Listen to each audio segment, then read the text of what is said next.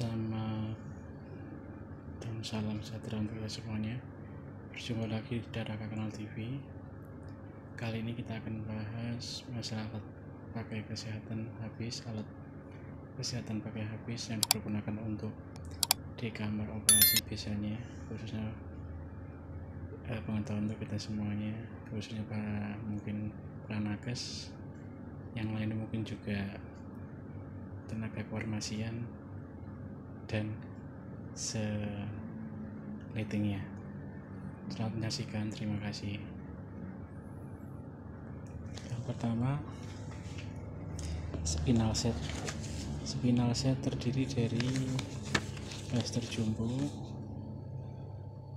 1 biji, spinokon 27 ukurannya, biasanya dipergunakan untuk operasi sesar di rumah sakit dan juga buvipakain heavy yang 4 mili. Itu mengenai spinal set. Terima kasih, semoga bermanfaat. Assalamualaikum warahmatullahi wabarakatuh.